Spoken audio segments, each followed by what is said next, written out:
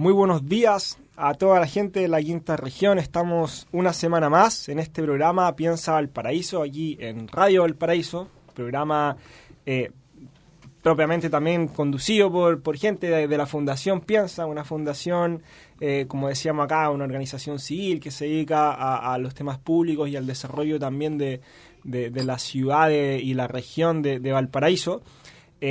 Mi nombre es Pedro Fierro, soy subdirector de la Fundación Piensa. Los vamos a estar acompañando un día más. Vamos a estar interrumpiendo este fin de semana largo que supongo que están disfrutando. Y me encuentro con otra integrante de la Fundación Piensa, nuestra directora de comunicaciones, Susana Rentos. ¿Cómo están todos? Muy alegre de poder estar aquí acompañándolos también. Una vez más, muchas gracias, Susana. Y estamos también con dos otras bellas mujeres, nuevamente me va a retar mi señora en la casa, que vienen a hablarnos acá un tema bastante interesante. Primero que todo las vamos a presentar, Rocío Venegas y Xochitl Poblete, me cuesta el nombre, pero lo vamos a aprender, integrantes de Pacto Valparaíso. Pacto Paraíso. Una organización civil preocupada de precisamente el tema que vamos a hablar esencialmente, que es la educación cívica y en general también de la participación ciudadana. Así que, ¿cómo están? Rocío. Hola, buenos días. Buenos días. Muy bien. Me imagino que feliz también de poder compartir un poco. De venir a la radio. Es primera vez que lo hago. Buenísimo. Sí. Y Xochitl, tú tienes algo más de experiencia. Hola, sí. Buenos días, muchas gracias por la invitación, Susana, Pedro, y buenos días a toda la gente que escucha también. Sí, yo creo que venir a la radio es una experiencia súper interesante para generar también nuevas formas de conversación, ¿no? Es una conversación distinta. Entonces yo creo que para cualquier organización social poder comunicarse a través de este medio es valioso, así que muchas gracias. De nada. A nosotros felices. Y de esto, para entrar de lleno al asunto, no sé cuál de las dos partirá, pero nos interesa saber un poco también, y me imagino que a la gente también le interesa saber qué es Pacto Paraíso, qué es lo que ustedes están haciendo, cuál es la historia que pueden tener, qué es lo que pueden contar. Mira, vamos a empezar por el nombre, porque el nombre suena curioso.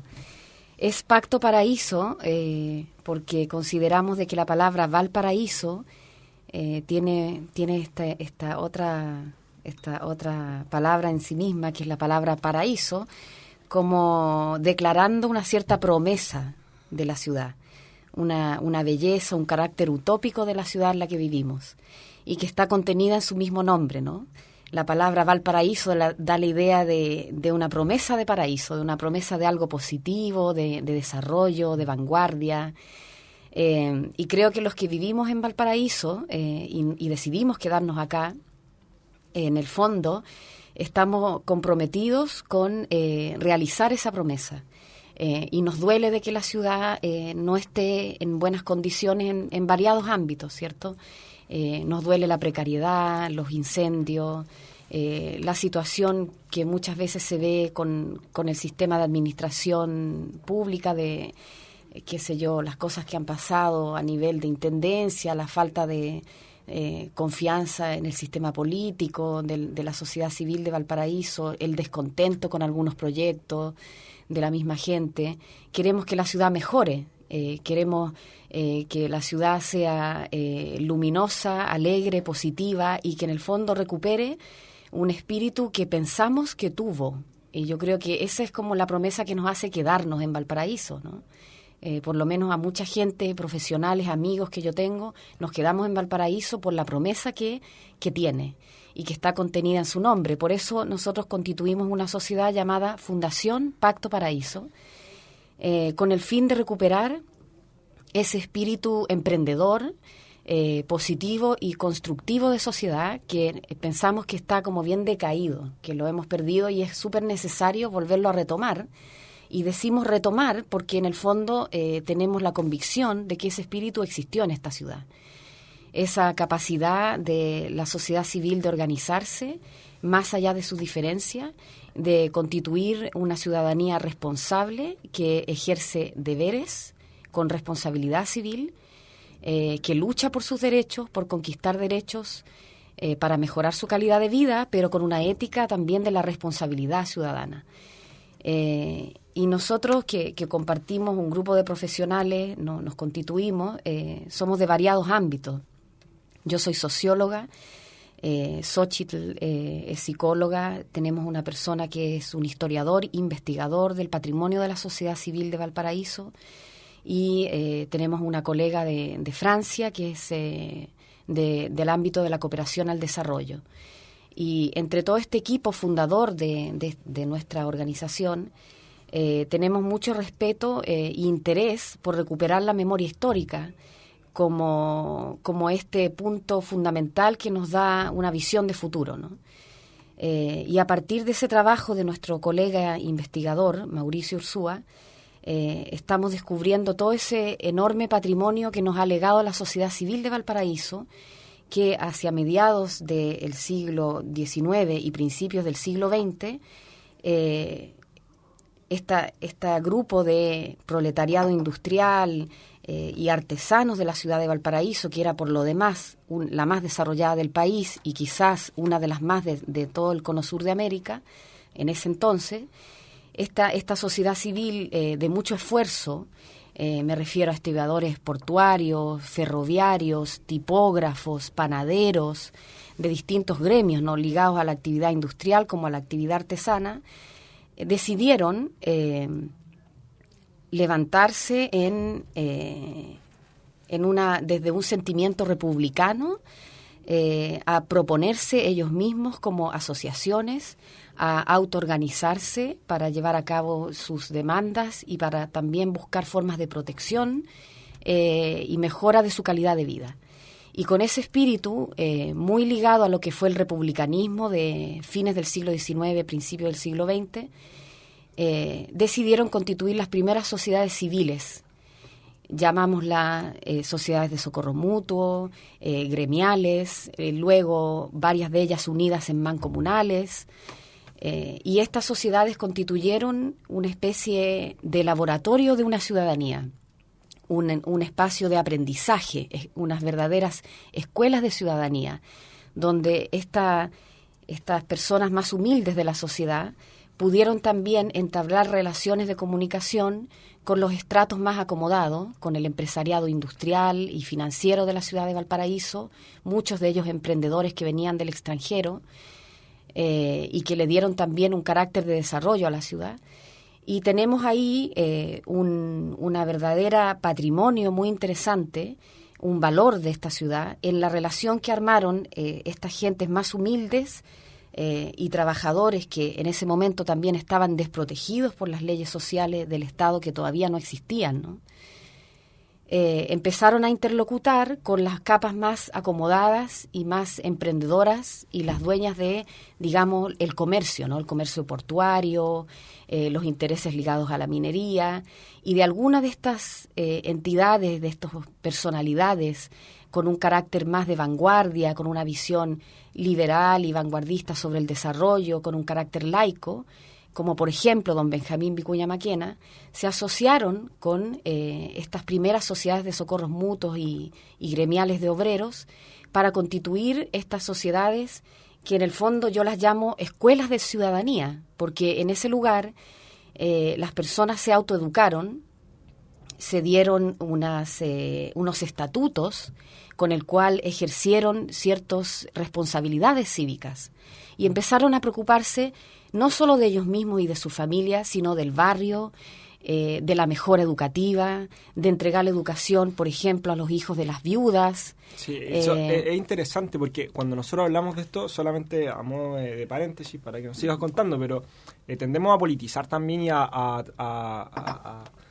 polarizar las discusiones y lo que tú estás contando es algo que hace 100 años atrás era completamente transversal también en el mundo político. O sea, acá no estamos hablando ni movimientos ni de derecha ni izquierda, sino que estamos hablando de temas, la asociatividad gremial era algo completamente valorado.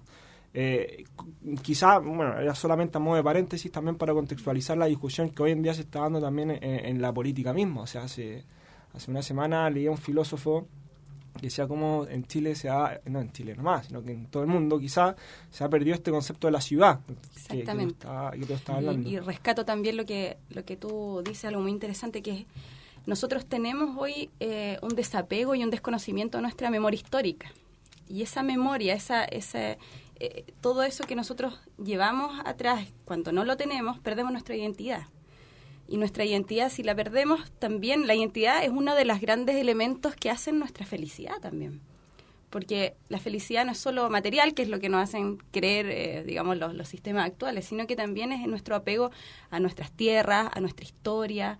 Entonces, ¿qué pasa hoy que nosotros, que ustedes después nos van a contar respecto a su trabajo con jóvenes, pero qué pasa que hoy los jóvenes no la están teniendo, o quizás la tienen y mi visión es errada, pero ¿qué pasa que se ha perdido ese conocimiento, ese conectividad apego? También. O sea, claro. Te pongo un ejemplo quizás para... La identidad. Claro, que era el ejemplo que ponía este mismo filósofo. O sea, probablemente un ateniense hoy en día ve una ciudad que nunca se imaginó que podía llegar a existir con 100.000 habitantes o 250.000 habitantes, como sea. Pero nosotros ni siquiera nos estamos conociendo en nuestro condominio en que vivimos. O sea, ni siquiera en nuestro edificio. Entonces no va tampoco por un tema de la cantidad de personas, sino que también en esta pérdida de la conectividad en la ciudad misma. No sé cómo lo ves tú. Mira, todo lo que me estás comentando está súper ligado a esa recuperación de la memoria histórica, pero hay una palabra clave en esto, y es el republicanismo. Y ese espíritu de construcción de nación que supera las diferencias y que, bueno, ya retomando un concepto más actual o más del siglo XX, supera también lo que podríamos llamar las diferencias de clase. Tiene que ver con la construcción de una nación con un proyecto de país. Y ese proyecto se construye desde diversos intereses y no tiene por qué poner en oposición a distintos sectores de la sociedad. Y en el fondo, según mi perspectiva, y creo que mi equipo en la Fundación la comparte, pensamos de que la clave para educar en ciudadanía tiene que ver con recuperar ese espíritu republicano, que también hace que nuestras diferencias sean menos, ¿cierto?, de limar aspereza, trabajar las diferencias con el fin de conquistar una única meta en común, ¿no? Eso por un lado. La otra clave de la construcción de ciudad y de tener este proyecto en común para el pensamiento de nuestra fundación tiene que ver con el sistema internacional de los derechos humanos. Porque en el fondo acá estamos hablando de dos conceptos que uno nos llevan hacia el Estado-nación y otro nos lleva hacia la concepción universal del ser humano y del ciudadano, ¿cierto? Y esos son los dos conceptos con los que trabaja la Fundación Pacto Paraíso en sus clases de educación cívica. Primero, recuperar a nivel del contexto de nación el valor del republicanismo como un valor para construir ciudadanos, pero luego recuperarlo con una visión que nos haga estar más cerca del lenguaje que está hablando el mundo, ¿cierto? Del lenguaje de las organizaciones internacionales, de las Naciones Unidas, del Consejo de los Derechos Humanos. Es decir, más allá de las metas y de los proyectos de país, también hay un proyecto civilizatorio del hombre, del ser humano. Y ese proyecto está instituido en la Carta Fundamental de los Derechos Humanos, que ha ido avanzando durante todas estas décadas y que hoy día abarca derechos tan sofisticados quizás como el derecho al libre acceso al Internet o a la libre expresión. Se está discutiendo sobre los derechos del agua como un derecho humano fundamental para que el hombre pueda subsistir, ligado al derecho de la subsistencia y la vida humana. Entonces, el sistema internacional de los derechos humanos te pone en una visión filosófica y civilizatoria. Y ese es su lenguaje, es el lenguaje del mundo. Y el lenguaje de la relación del ciudadano local con el ciudadano global. El ciudadano global enfrenta sus problemas, ya sea crisis macroalimentaria, cambio climático, como estamos viendo hoy en día, que nos afecta de una manera absolutamente directa, con los incendios forestales, lo que está sucediendo en el norte, el clima está loco, ¿cierto? Eso tiene que ver con el cambio climático. ¿Cómo se puede tener una perspectiva de un ciudadano que lucha y que por sus derechos, por un lado, que ejerce sus deberes y su responsabilidad, aprendiendo del sistema internacional de los derechos humanos como una meta, como una guía, ¿cierto? Y por otro lado, también comprometiéndose con la construcción de su país. Y para eso nosotros necesitamos rescatar esa memoria republicana, ciudadana. Y creo que la cuna de esa riqueza a nivel nacional, yo diría, está en nuestra ciudad de Valparaíso. Xóchitl. Sí. Estaba muy concentrada escuchando a Rocío. No, claramente, es un desafío también entender estos aspectos fundacionales de lo que es Pacto Paraíso. Pero más allá de eso también, bajando un poco varios escalones, te quería preguntar un poco por la historia también de lo que es la organización, hace cuánto partieron, quizás cuáles son los programas concretos que han tenido históricamente o que están teniendo ahora, cuáles son los planes futuros también. Bueno, sí, conversando un poco acerca de cómo generamos esta relación micro-macro, ¿no? Que de repente se ve tan distante y que es un desafío, efectivamente.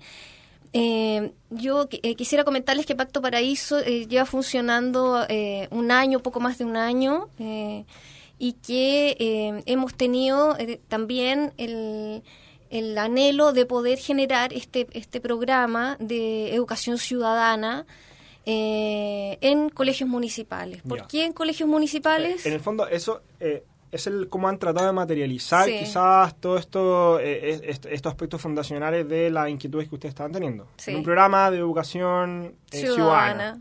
Ya. En colegios. Para Colegios. liceos. Para liceos. Para liceos. Ya, Sí. liceos. ¿Por qué liceos? ¿Y por qué liceos? Bueno, primero creemos que los liceos públicos son los espacios en donde, históricamente en Valparaíso los liceos además tienen una connotación y tienen una historia de aporte a generar estas dinámicas de participación que ha sido notable a través de la historia. Basta recordar un poco la experiencia del Liceo Eduardo de la Barra, que además ha sido el primer liceo en el que hemos trabajado durante el año 2014. Y además hay una historia personal. Nosotros muchos venimos de la educación pública y pensamos, llegado un momento de nuestras vidas, si hemos de alguna manera hemos atesorado un ejercicio de formación académica, de posgrados y una serie de conocimientos. Creo que es el momento también de devolverlos y de ponerlos al servicio de nuestras raíces, ¿no? de nuestras escuelas de formación. Entonces, por eso los liceos públicos. Creemos que la educación pública, evidentemente, necesita ser mejorada, necesita ser reforzada, por supuesto, desde las políticas, pero también desde el quehacer cotidiano. Y creemos que esta lógica de la diversidad puede ser aportada también desde las organizaciones como la nuestra. Nosotros somos una organización que en sí misma es diversa. Cada uno de nosotros tiene distintos niveles de formación y puede aportar desde distintos puntos de vista. Entonces, lo que hacemos es poner al servicio nuestro conocimiento en este programa que está orientado a jóvenes más o menos entre 14 y 17 años. Y lo hacemos a partir de estos 4 líneas de trabajo. Uno que tiene que ver con la educación más bien llamada cívica, ¿no? Vinculada a la concepción de los derechos humanos, la línea de la memoria histórica, la línea de la cooperación para el desarrollo y la línea del liderazgo, que es la que llevo yo. Puedo hablar mucho más de eso, por supuesto. Liderazgo para la participación efectiva. Eso te quería preguntar, quizás meter un tema más personal también tuyo, por tu historia personal. Entiendo que tú eres coach ontológico. Uh-huh.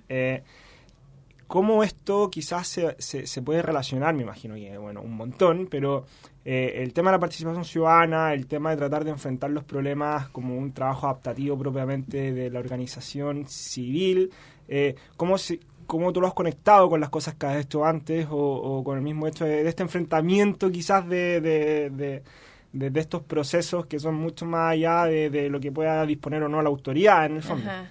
Sí, ahí podemos conversar mucho más. Mucho rato.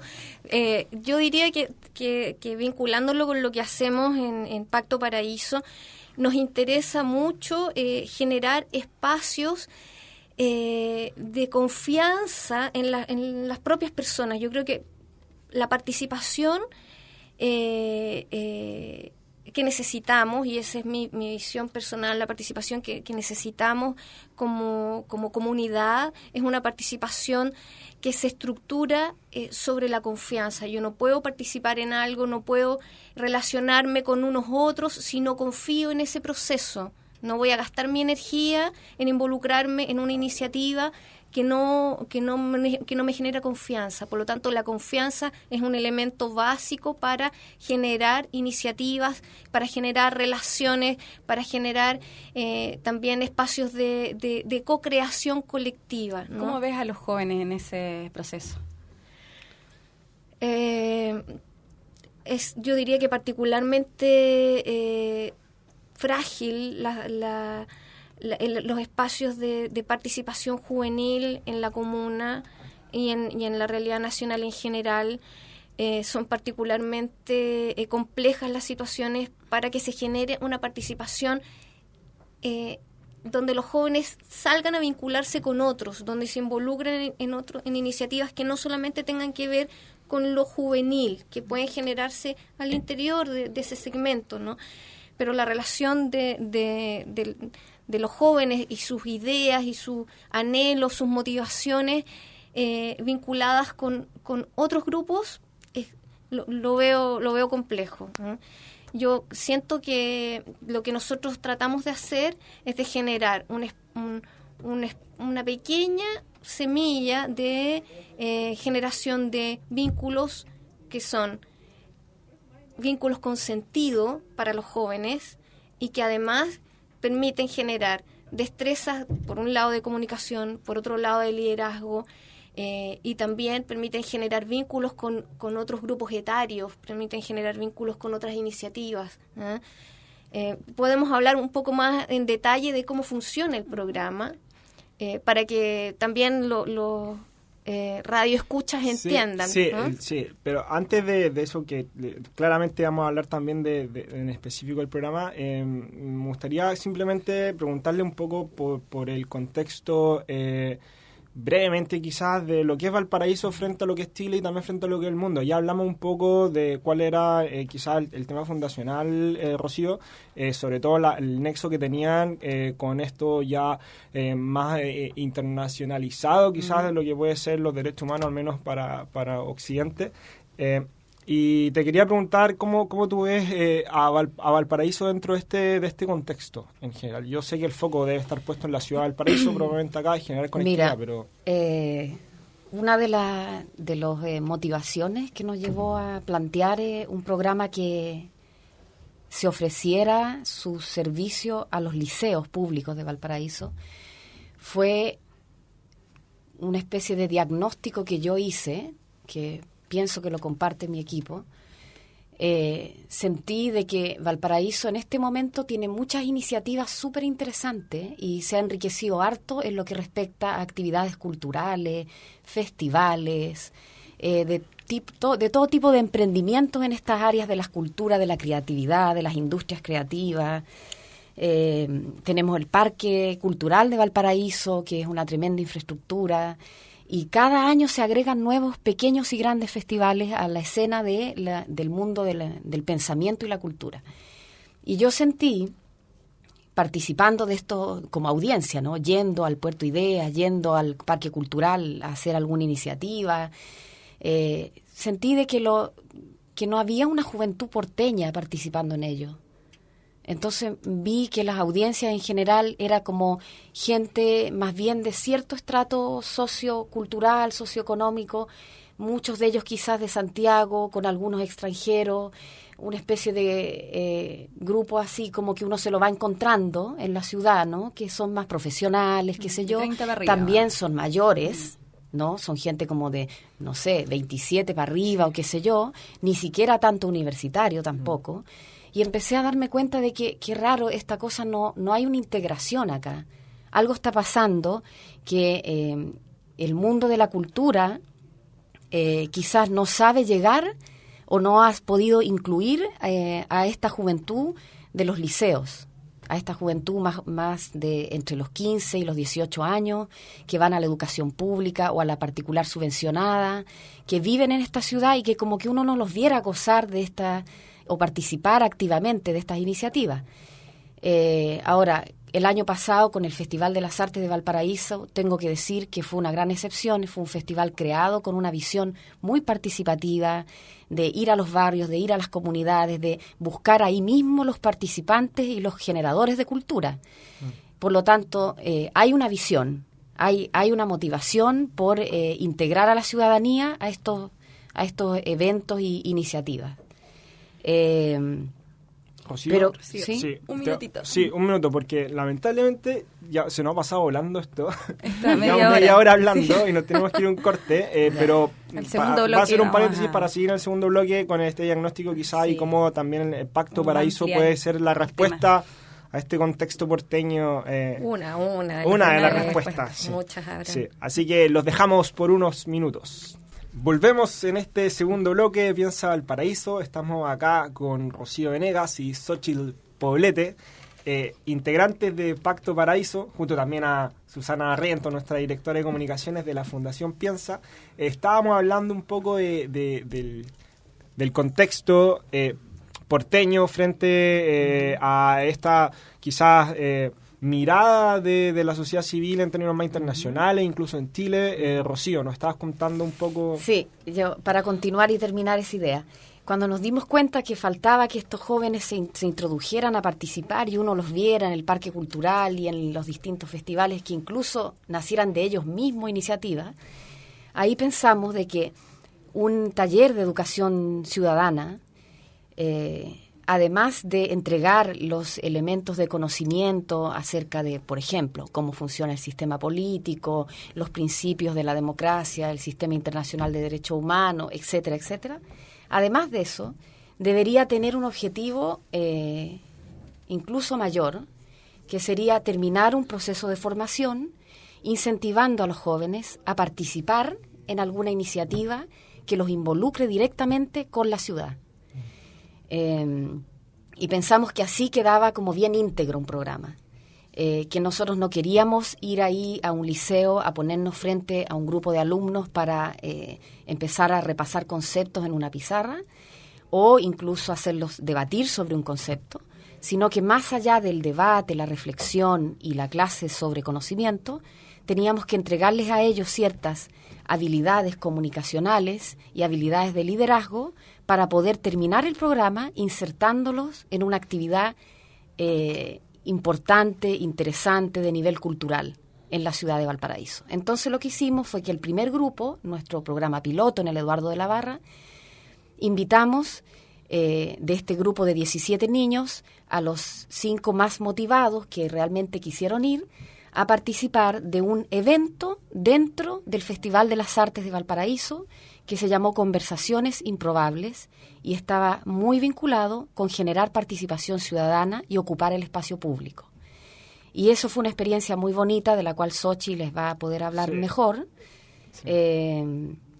pero digamos resultó muy bien. O sea, lo que nosotros nos habíamos propuesto en términos de dar un programa integral que abarcara todas estas dimensiones, lo cognitivo, lo psicoafectivo, el trabajo de liderazgo y la integración a la ciudad, digamos que pasamos por todas aquellas etapas y terminamos en la integración en programa con estos jóvenes, que resultó aún con otra consecuencia más, y es que de ese grupo de 5, 3 de ellos han tomado la iniciativa de reformar y postularse al Centro de Alumnos del Liceo Eduardo La Barra, y ayer ganaron la directiva. Perfecto. Es algo Y concreto, son, absolutamente. claro, y son de 800 alumnos que tiene el Eduardo La Barra, 3 de ellos fueron alumnos de nuestro taller. Perfecto. Xóchitl. Sí, bonita esa historia. Sí, bonita historia y a pesar de todo esto que estamos hablando, que era el contexto obviamente, se llegan a cosas también muy concretas de participación, de vínculo con la ciudad, de vínculo con los pequeños grupos o con los pequeños sistemas en donde ellos están conviviendo. Entonces, me gustaría que nos pudiese hablar un poco de cómo terminaron plasmando este programa, tú me hablabas un poco que podríamos profundizar también del sistema que están ocupando, de cuáles son las materias que están quizás enseñando, de dónde están los focos de atención en el programa. Bueno, el foco está puesto en, por un lado, rescatar la diversidad. Yo voy a hablar de conceptos, no voy a hablar de materias específicas, porque es un poco fome, pero yo creo que el foco está puesto en rescatar la diversidad, en valorar lo diverso, pero valorarlo de verdad, no decir que lo valoramos, sino que de verdad. Y por eso la relación entre memoria histórica y proyecto futuro de desarrollo. Entonces, ¿cómo yo valoro algo que tengo si primero no lo reconozco? Tengo que partir por reconocerlo. Entonces yo me reconozco a mí misma, de dónde vengo, cuál es mi patrimonio intangible, de dónde nací, en qué cerro, cuál era la historia de mis abuelos, cuándo llegaron a vivir acá, qué cosas pasaron en ese entonces, con qué hechos de la vida política se relacionaba el que mis abuelos trabajaran en tal o cual trabajo, etcétera. Entonces, cuando yo reconozco todos esos elementos, reconozco mi patrimonio, lo que yo tengo recursos, y esos recursos los puedo ocupar hoy día. ¿Y para qué los puedo ocupar? Bueno, los puedo ocupar para desarrollar la ciudad, el barrio o la vida, mi proyecto personal, lo que yo quiero, lo que yo quiera. Entonces, me doy cuenta que tengo unos recursos que los puedo ocupar hoy día y que los puedo poner al servicio de algo. Y ese fenómeno que nosotros tratamos de generar, que tratamos más bien no de producir, sino que de intencionar, ¿no? De facilitar. Tiene que ver precisamente con generar un espacio, un clima, primero de comunicación afectiva, cariñosa, una comunicación del reconocimiento de otro ser humano. Entonces me encuentro con otros seres humanos que tienen aros, que tienen pelos parados, que tienen no sé qué, que son distintos a mí, y me siento y converso. Entonces cuando converso desde la honestidad, cuando converso desde el respeto por el otro, con interés real, el otro obviamente se abre y empieza a conversar. Entonces se produce este fenómeno que además se va encadenando, se va multiplicando. Y eso es lo que nosotros generamos en muy simple en el espacio de las conversaciones improbables, que fue este ejercicio que hicimos en el marco del Festival de las Artes con jóvenes. Lo que hicimos fue formar facilitadores de conversaciones. Formamos a jóvenes como facilitadores de conversaciones improbables. ¿Cuáles son las dificultades que te planteas ahí? O sea, yo sé que tú conoces el tema infinitamente más que cualquiera de nosotros, pero recuerdo haber leído en su minuto a Rafael Echeverría, que está muy vinculado también a temas de esto. La diferencia entre el oír y la escucha activa. Hoy en día no estamos escuchando. Hablábamos en el corte también de algunos ejemplos. Probablemente sí oímos, físicamente algo nos entra por el oído, pero es un proceso de aceptación de lo que el otro me está diciendo, de respeto por lo que me está diciendo, es inexistente hoy en día. O sea, conversamos de que estamos más preocupados de lo que vamos a responder que de lo que él me está diciendo, y nos pasa en todas las relaciones. Entonces, ¿cuáles son las dificultades, sobre todo cuando tratas con gente que todavía quizás no ha alcanzado un grado de madurez, o quizás sí, no sé? Yo diría que la mayor dificultad es entrar. O sea, de verdad, creo que la mayor dificultad es entrar a un grupo, tener generar un espacio de conversación en un grupo humano. Cuando entras en ese espacio y te planteas desde la honestidad, esto es lo que yo sé hacer, esto es lo que yo traigo, esto es lo que yo pongo al servicio, y es un elemento que yo considero que es vital. Cuando yo digo esas palabras mágicas, poner al servicio, no estoy diciendo, mire, yo vengo porque lo que yo quiero, porque mis intereses, porque no estoy anticipando mis intereses, poniendo mis intereses por sobre lo que se pueda construir. Hay un espacio invisible que está entre nosotros, y lo importante es lo que construimos en conjunto. Entonces, si nosotros extrapolamos esta situación de la que estamos hablando, de participación juvenil, que puede parecer muy compleja, pero en realidad, insisto, lo difícil es entrar, conseguir generar un grupo, un espacio que se empieza a validar automáticamente cuando tú pones estos códigos sobre la mesa. Igual que cuando tú ves a alguien, lo miras y dices, ¿me tinca o no me tinca? Y lo que uno hace es ocupar la intuición. Te sientas con alguien que tiene una postura, que tiene una pose, que tiene una forma de hablar, y tú al tiro haces como una especie de escáner y dices, eso mismo pasa en los grupos humanos, pasa con los jóvenes y pasa con todos los otros grupos. Entonces, voy a hacer una relación, voy a saltarme un poco de tu pregunta y voy a decir, si es que eso que nosotros generamos con jóvenes, lo generáramos en otros ámbitos de participación en la ciudad, cuando hablamos de proyectos de distintas envergaduras, cuando hablamos del tema de la limpieza de las quebradas, cuando hablamos de la relación puerto-ciudad, cuando hablamos de el desarrollo inmobiliario, qué sé yo, cuando hablamos de la educación pública, cuando hablamos de la salud, si ocupáramos un formato de encuentro, de participación más horizontal, donde no antepusiéramos nuestros intereses por sobre la construcción conjunta, la conversación se generara en un espacio donde todos somos iguales y tenemos una historia y tenemos unos recursos y tenemos un patrimonio intangible, tenemos también unos anhelos, ¿no? A mí me gustaría que las cosas fueran de determinada manera, o yo creo que deberían hacerse de esta forma, pero mis anhelos no son más importantes que los tuyos o los del grupo X, y por lo tanto nos encontramos a conversar en un espacio donde nos escuchamos y nos respetamos, y por lo tanto lo que se genera ahí, esa construcción es automáticamente distinta. ¿Qué aspectos comunes ves en los jóvenes, en estas nuevas generaciones? ¿Cuáles son sus motivaciones? Insertos también en este sistema y en esta sociedad que obviamente se vincula a nosotros mismos, y cómo muchas veces en la lucha por cambiar un poco el concepto quizás de materialismo, de la competencia. ¿Qué ves en los jóvenes? ¿Cómo ves estas nuevas generaciones en los aspectos cómo los caracterizan? Chuta, es una difícil pregunta. Mira, yo creo que, a ver, la preocupación de nosotros como equipo, tenemos una sensación de que hay alta desmotivación. El sentido de lo político se ha perdido, y aún más, la palabra política ya produce un cierto rechazo, porque está cargada con el sentimiento de malestar, de decepción, y se entiende solo por los partidos, en la opinión pública, y además se entiende la política como ejercicio, se entiende como lo que tú acabas de decir, como la política contingente. Entonces, ¿qué hace este programa nuestro? Nosotros queremos recuperar el sentido de lo político.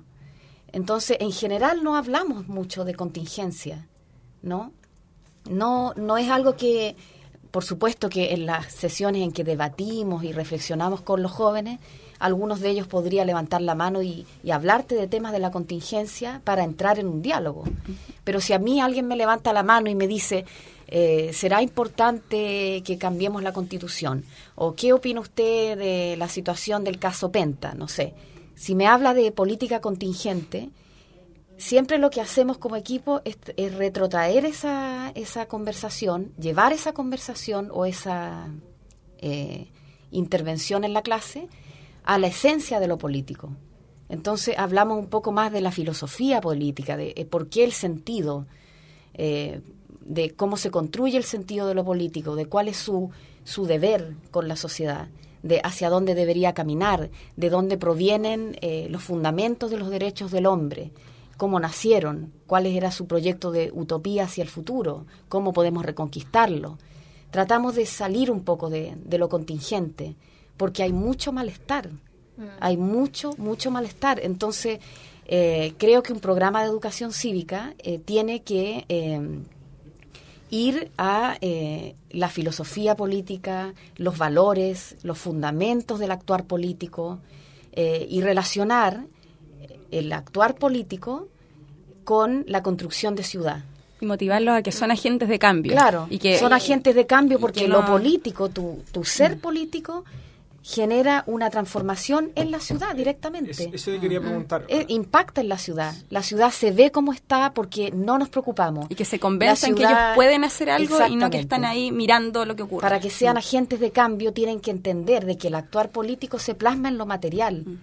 se ve en los muros rayados, en las basuras tiradas, en que el sistema de transporte no les gusta, se ve. El actuar político de una generación de ciudadanos queda plasmado en la historia de la ciudad, es material.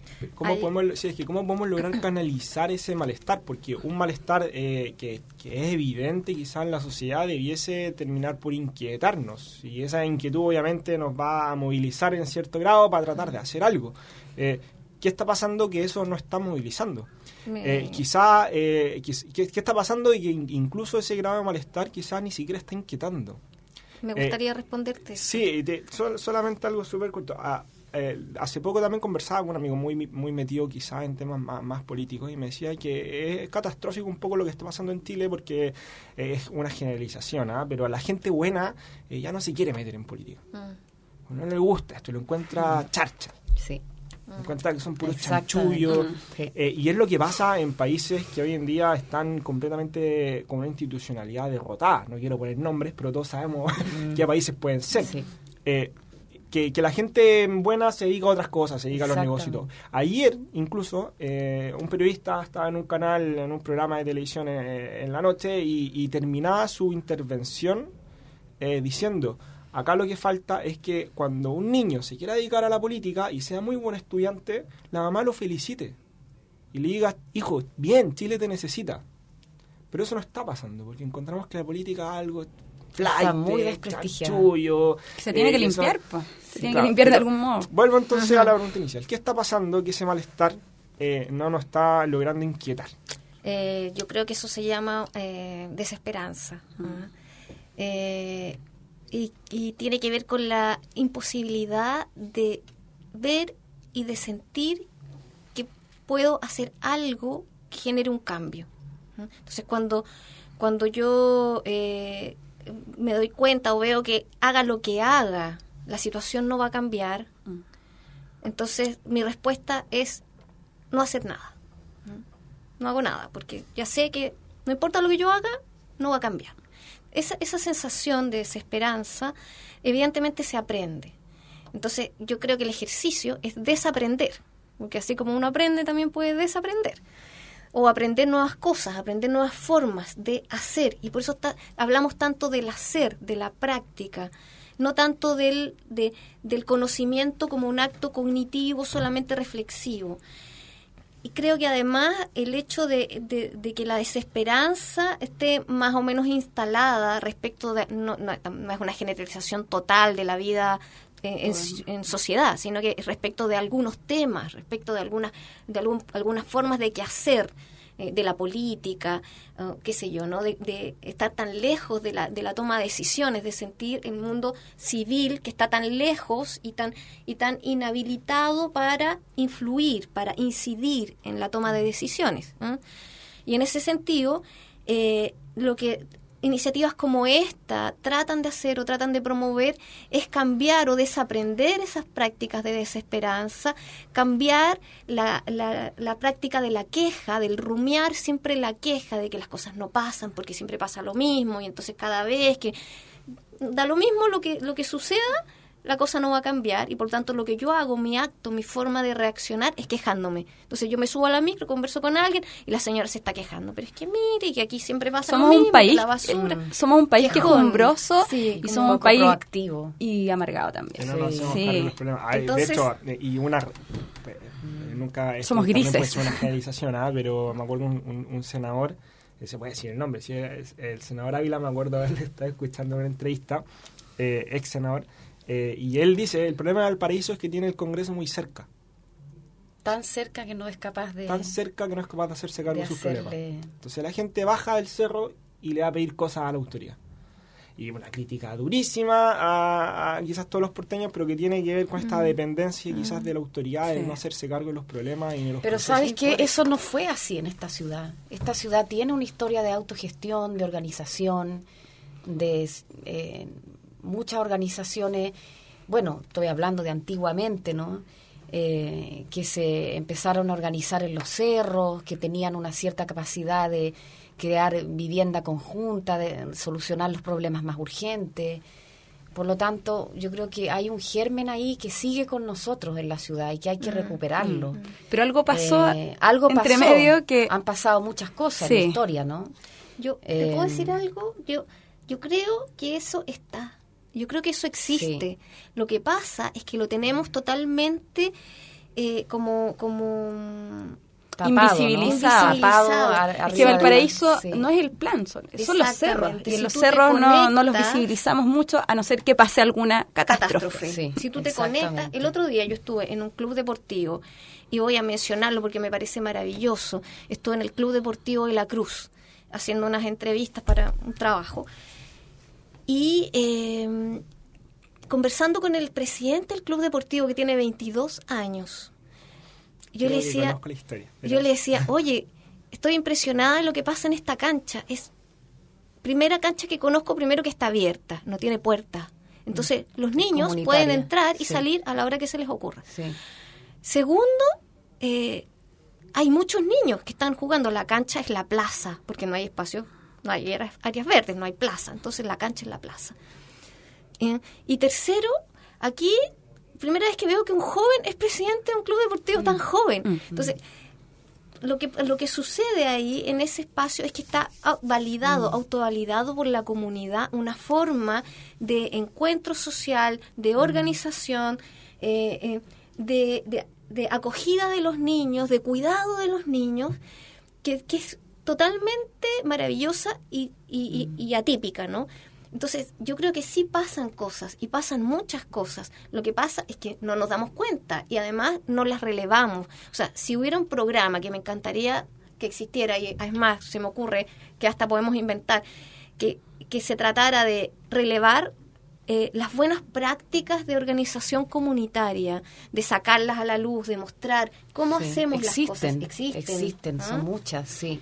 Bueno, y dentro de esas organizaciones, los liceos juegan un rol fundamental. Los liceos también fueron hechos, son muy antiguos, tenemos varios liceos patrimoniales. El Liceo Técnico de Valparaíso debe ser de 1860 y algo. El Eduardo de la Barra a lo mejor quizá es anterior a esa fecha. Los liceos jugaron ese rol, ¿no? De construir ciudadanos, de forjarlos, obviamente en esas épocas todavía la cobertura de la educación pública era más restringida, pero sin embargo el modelo que se trabajaba era un modelo de una institución que forjaba ciudadanos. Entonces esa es la necesidad de cómo recuperar eso frente a la situación tan precaria en que Que hubo están un los cambio liceos. de enfoque. Tú dices, Sí. formar ciudadanos, ahora estamos formando expertos técnicos en temas Sí. diversos. Además, en- los liceos en los son li- técnicos, los liceos de Valparaíso. Pero aunque sean técnicos, tenían ese aspecto que era de formar ciudadanía, De integridad, de integridad. sí. Pero ahora estamos formando en matemática, en Vinculación castellano. territorial también. Exactamente. Sí. Pero ahora Algo solamente que- estamos vinculados y por eso A lo también se práctico. sacó educación Sí. cívica, para darle Sí. más espacio, que eso es lo que Sí. dijeron, por ahí por el año 90 y tanto, las darle más espacio a las matemáticas, matemáticas, lenguaje, a todo lo que supuestamente nos va a servir para el desarrollo. Entonces, Sí.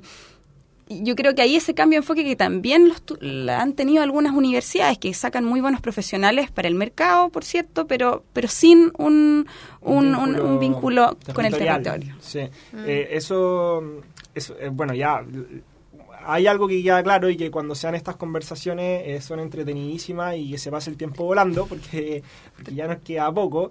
Pero en este poco tiempo que nos queda, quería preguntarles cuáles son los desafíos que tienen ahora, qué se viene para adelante en este gran proyecto de Pacto Paraíso. Mira, primero yo estaba preocupada de que terminara sin decir esto, pero creo que la visión o el sueño que yo tuviera con este proyecto es que Pacto Paraíso no tuviera que hacer esta pega. Es que este trabajo lo hiciera el sistema de educación de Chile, digamos. Que lo hiciera el Estado a través de sus liceos e incluso los colegios particulares, los colegios subvencionados, que se recuperara la educación cívica de manera íntegra. Ahora, es bueno que nazca desde la sociedad. Me gusta que nazca de la también. sociedad civil, Sí. pero mi sueño sería de que nuestro sistema educativo lo llevara a cabo. Si estamos Sería- hablando de calidad, yo creo que la idea es que cambie el enfoque de qué Exactamente. ciudadanos y qué personas quiere formar esta sociedad, más allá de las El baterías. tema, claro, el tema, y aquí nos metimos en un tema quizás más complejo también, pero que es parte de la sociedad, esta sociedad. O sea, la sociedad espontánea es parte también del cuerpo político, y en ese sentido estamos también nosotros formando a lo que viene. Mira, es muy valioso que nazca de la sociedad civil, y incluso nosotros no somos la única iniciativa. Hay iniciativas en Santiago interesantes también. Acá también, de hecho. Estuvo Aula Cívica Incluso Aula hace un tiempo. Cívica, Sí. hay Nosotros Ciudadanos, hay otras iniciativas. Qué bueno. Y yo encuentro, sí, de todas maneras es súper valioso que nazca de nosotros, pero creo que la sociedad civil debería levantar una bandera que se hiciera cada vez más visible para que el Estado empezara a incorporar en su programa la formación ciudadana de una manera integral. Y con manera integral me refiero a estos aspectos que nosotros trabajamos. Por eso, cuando me preguntas de visión de futuro o desafío, primero, como desafío, nos interesa que este currículum que hemos desarrollado, proponerlo como un modelo de un currículum integral que incorpora una visión nacional, pero también una visión más universal, como un currículum que también incorpora aspectos comunicacionales, afectivos en la formación ciudadana. Nos gustaría poner este currículum a disposición de la opinión pública, conversarlo, debatirlo. Y segundo, nos gustaría participar en más liceos, tratar de formalizar el programa y también ampliar nuestra red de voluntarios. Así que si la audiencia nos está escuchando, profesionales que les interese el área, que puedan aportar a través de una clase en una formación ¿Dónde ciudadana, se pueden informar bienvenido. o cómo pueden llegar a ustedes? Tenemos un sitio web, se llama www.pactoparaíso.cl, sin acento. Fácil. Y van a seguir haciendo clases este año. Sí, estamos empezando un programa en el Liceo Técnico de Valparaíso, y nos interesa mucho poder formar a nuevos profesionales. Nuestro desafío es poder formar a estudiantes de educación de las universidades regionales en este programa. Perfecto. Lamentablemente hemos llegado ya al me final. están retando Sí. y estamos en la hora. Ha sido un agrado, se ha pasado volando, de verdad. Muchas gracias, Rocío, muchas gracias, Xochitl, por todo este tiempo. Muchas gracias por también crear esta organización importantísima para el desarrollo de incluso la región de Y Valparaíso. compartir con nosotros todo esto que están haciendo. Muchas gracias, Susana. Gracias también. a ustedes por invitarnos. Y nos vemos una próxima semana. Disfruten este fin de semana largo en Piensa Valparaíso. Muchas gracias. Adiós.